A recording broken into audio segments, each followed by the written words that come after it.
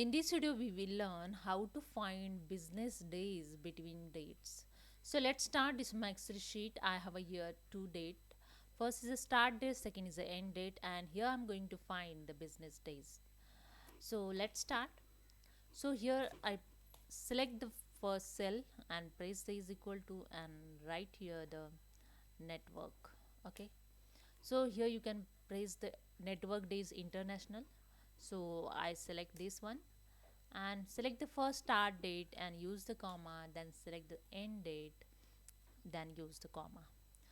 Now here you can select the weekends if you want to set the weekend days, Monday, Tuesday, Wednesday. So I just select here the Monday and Tuesday. Okay, I just double click on it, and here you can set the holiday also. Okay, so I just close this bracket and just enter the 74 business days in between dates, and just drag this formula below this cell.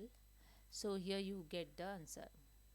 So that's it. Hope you understand. If you like this video, please subscribe my channel. Thank you so much.